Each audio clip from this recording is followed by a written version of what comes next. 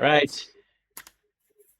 Greetings, my viewers, my awesome viewers.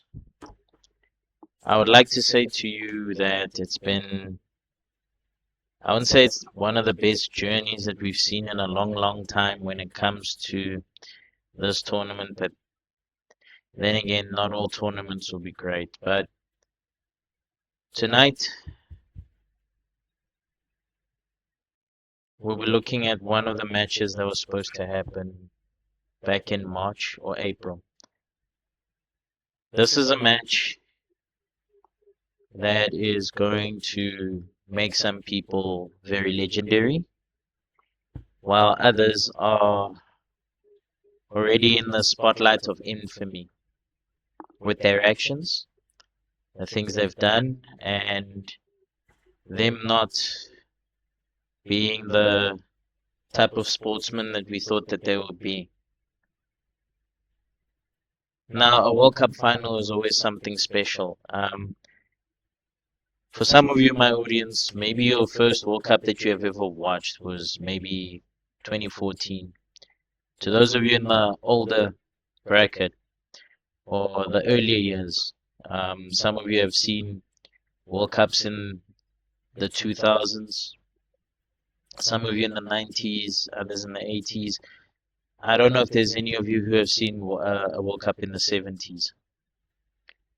Now, this match, when we look at it, and I'm going to get into it, but there's a couple of things as the audience we need to take notice of. Irrespective of who wins tonight, both of these teams are going to be hosting the World Cup next year.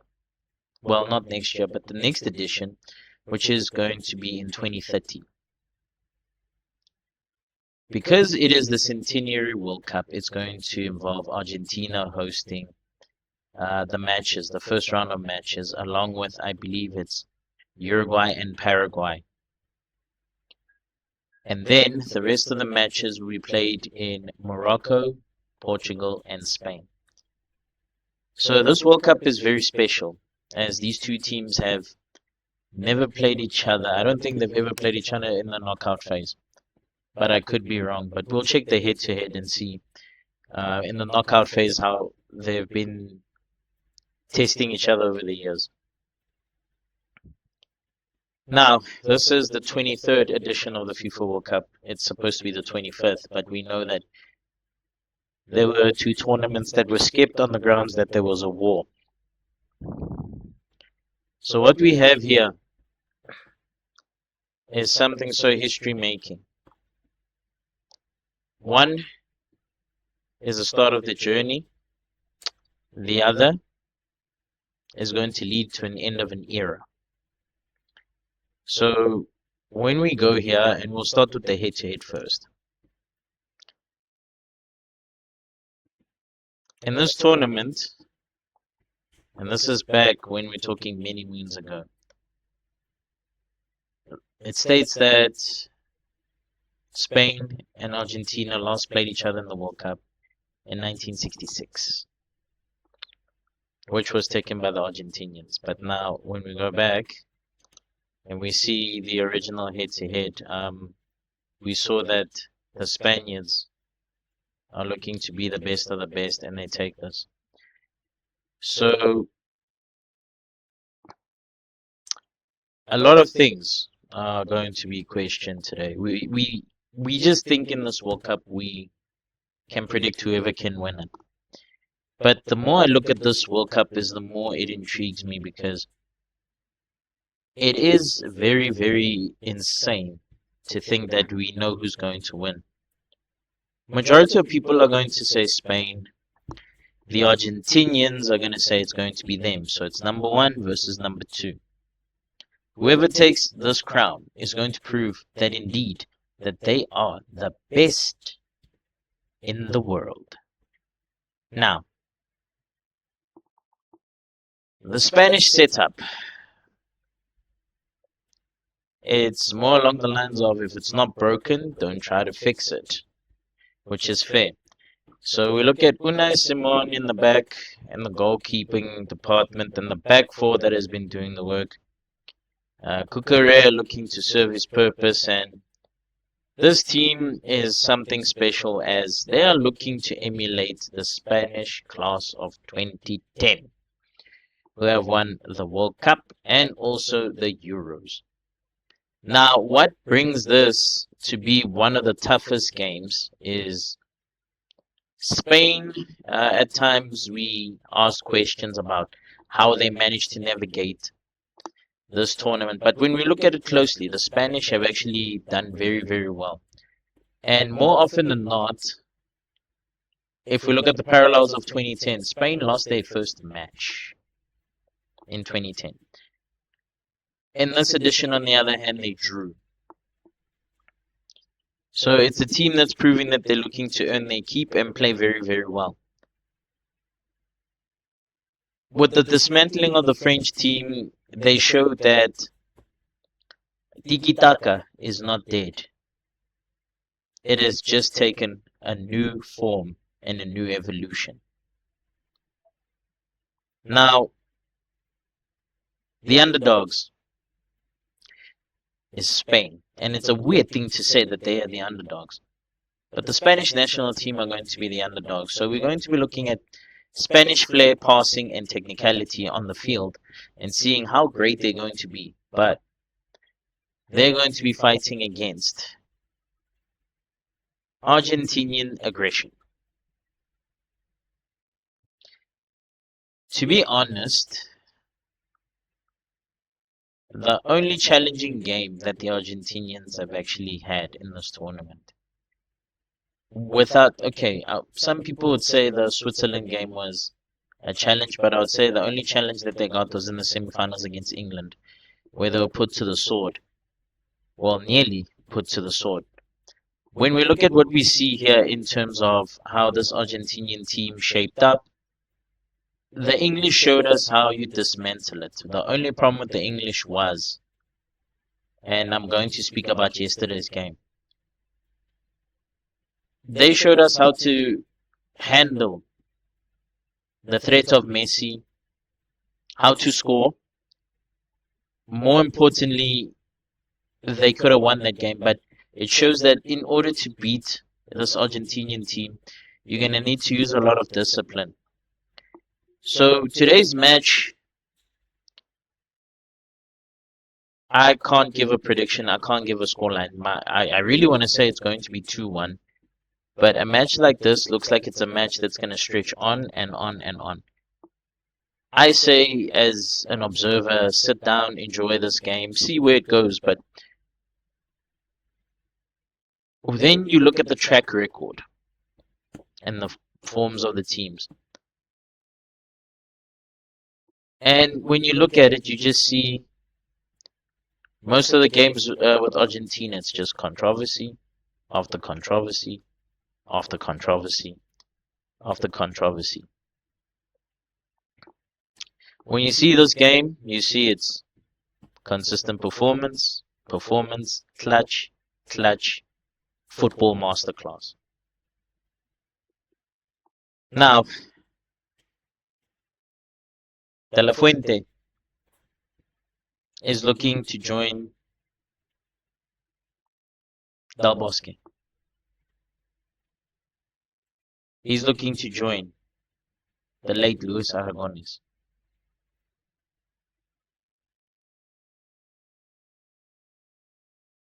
As supreme coaches who have showed that anything can be done. Scaloni has already joined Menotti and Belardo. The only thing that he has in common with one of these coaches is Belardo, because he's going to be the second only Argentinian coach to be in a final to try and defend the crown.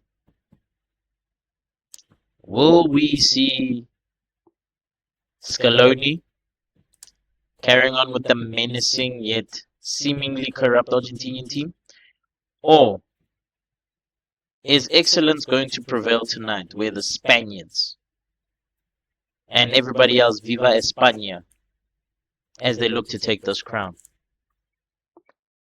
Now, I leave that in your capable hands. The teams, they look like they're not going to change, but we will see what happens. On to yesterday's performance. I'm not going to look at the semifinals. The semifinals broke me because I was really annoyed with what was going on.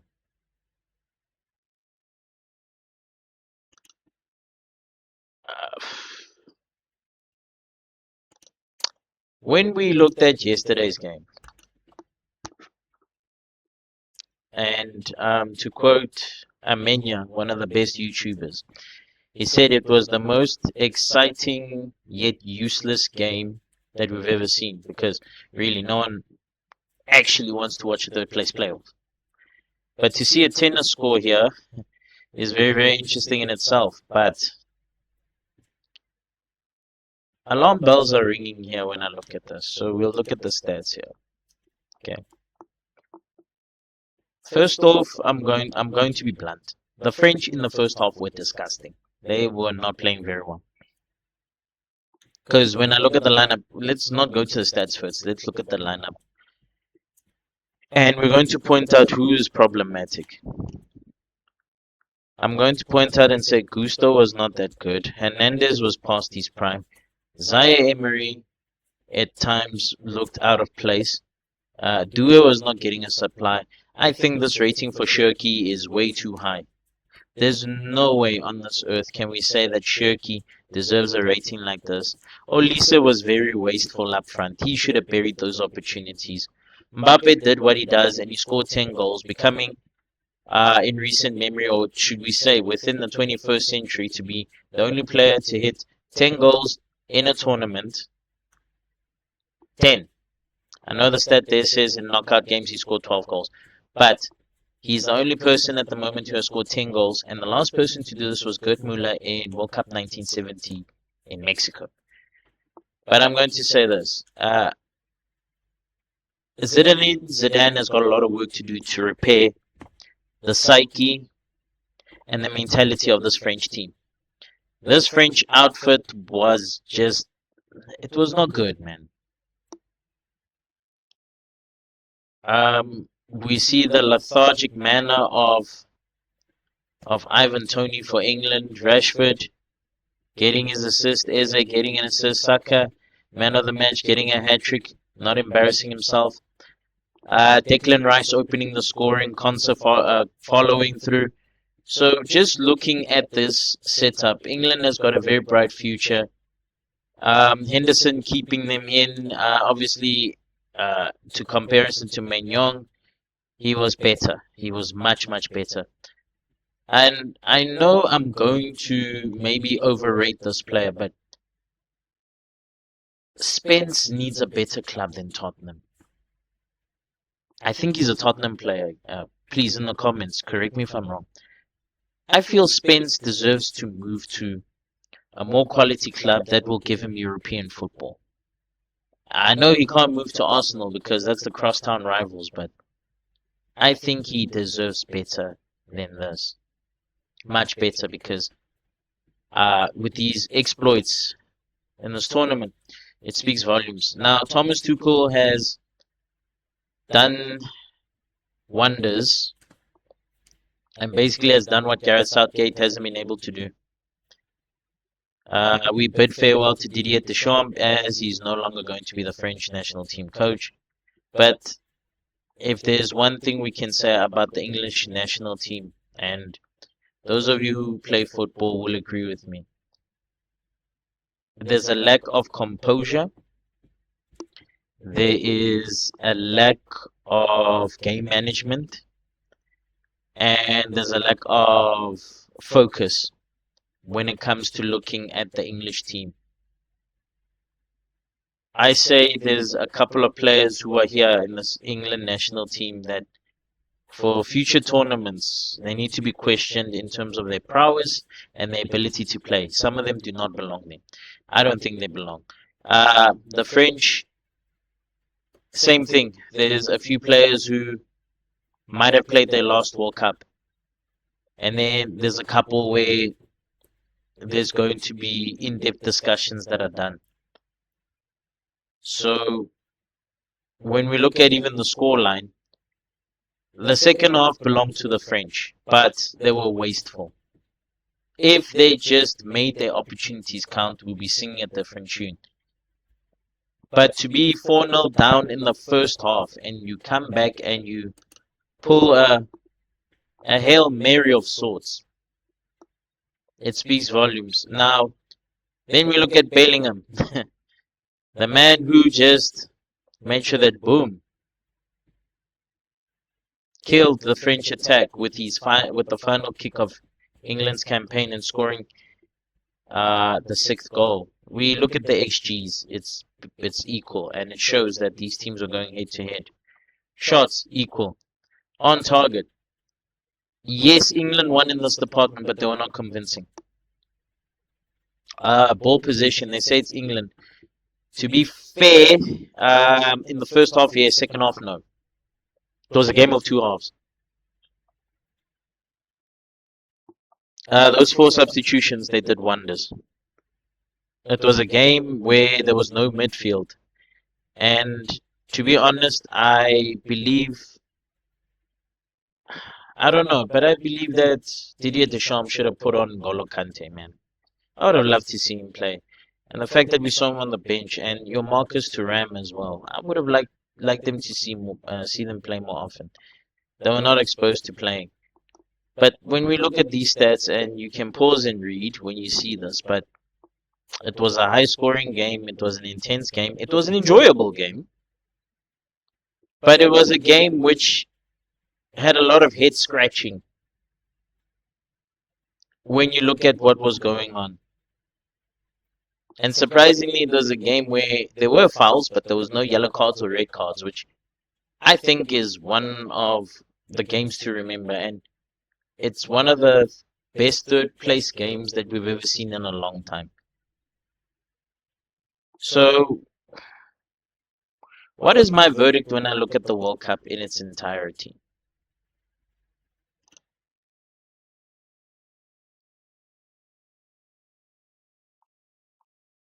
Firstly, no disrespect, but it must never be hosted in the United States ever again. The time zones are they're just horrible. I felt it when it was the Club World Cup last year. Also with this, it was not feasible. And I guess to do it over three countries is insane. But now, the entertainment, there was a couple of entertaining games, yes. But the refereeing marred a lot of those games. Then it was also tragedies that have happened, but those are things that are off the field, and it's things we cannot control. Then we looked at interference by figures who we shall not say on this channel.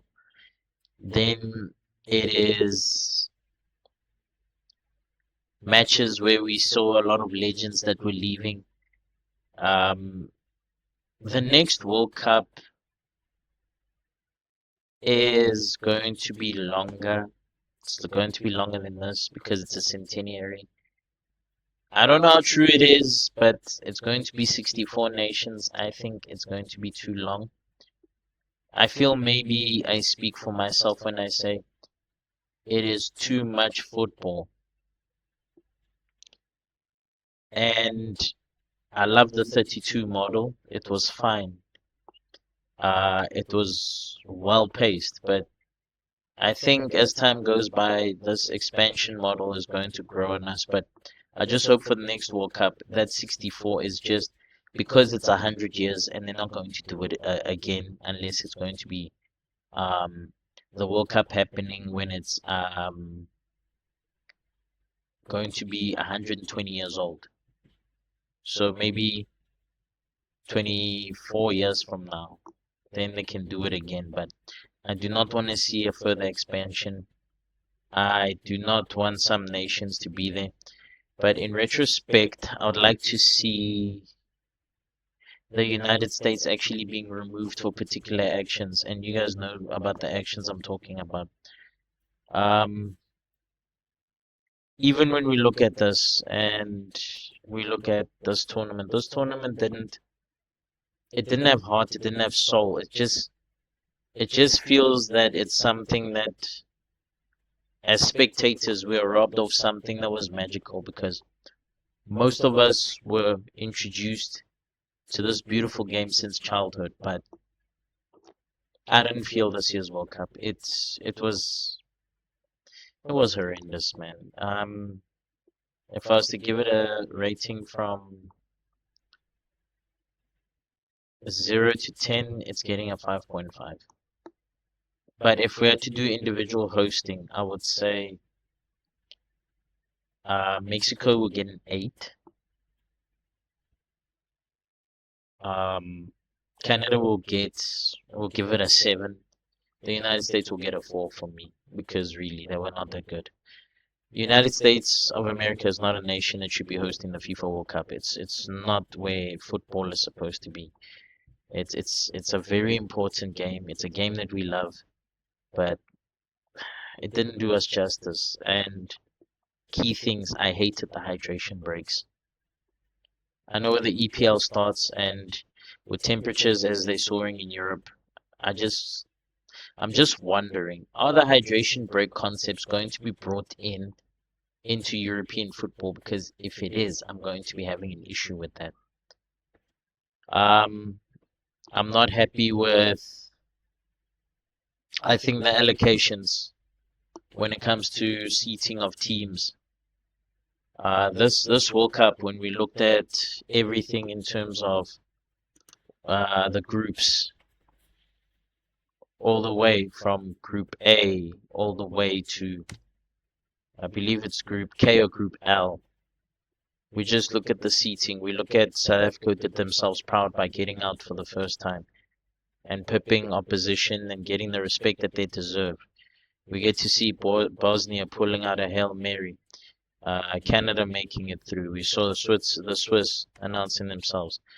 And then we got to see Morocco announcing themselves, only to be bundled out by the French. And then the Brazilians, who, honestly, they were not dark horses, they were not favorites, they were just the team that was there. And then to the United States, where everybody in the US thinks that they were going to win the World Cup, and that was not the case. Australia doing themselves proud. We're looking at Paraguay, who sent the Germans packing, the Germans dominating the group, only to disgrace themselves. Ivory Coast finishing second, Ecuador also doing very well. They get pipped. Curacao managing to get points from particular games. The Netherlands, who we thought was going to be a team that's magical, but it was more of a whimper. The Japanese playing brilliant ball, only to be bundled out. Then we have the Swedish, who got their butts kicked. Tunisia, they had management issues and only managing to score 2 goals, conceding 12, which has the worst record, or an unwanted record. We got to see Belgium try and pull a few things. They weren't the only team which I can say put up resistance to the Spanish. The Egyptians, we know about their controversies. The team I felt sorry for was Iran, because even though they had the 3 draws, the fact that they have to have a traveling schedule of going into the US, out of the US, no time to rest, no time to prep. I feel it was a nation that was cheated. So New Zealand also managing to sneak a point, good on them. Spain, who's in tonight's final, they've done what they're supposed to. Cabo Verde, they're showing prospects for the future. Uruguay was just horrible. The French, again, they have to do reconstruction. The Norwegians, what can we say about them? Senegal as well, doing very well. Iraq, first time back after a long time, not getting the points that they want. And then Argentina, the less is said about them, the better, because we are not really happy with what they've been doing. Austrians announced themselves to Algerians. More was expected, but when we look at this tournament, and I can go on and on and on and on and on, and all of you are familiar with this. and we saw who qualified in terms of who was in the third place best teams, um, and it was 8 of them. Well, I just hope in the next World Cup it's just going to be groups. Number one, number two, just play it straight. But the fact that we're possibly looking at maybe 8 weeks, which is 2 months of football, I don't know. Maybe because it's a change of location, it's a change of feel. Maybe we might grow into it. But in truth, this year's World Cup is a mess. I just don't like it. And before we forget, what is this thing of championship rings? I don't like it. Maybe I sound like a purist, but I don't like what the United States has done with this tournament. This tournament was just no. But anyway, please leave your comments, like, subscribe, tell me what you think, give your viewpoints. But I would say that tonight I just want to enjoy football. I'd like this tournament to end. It was fun in the US, but let's never do it again. I'd like to say take care of yourselves and peace out.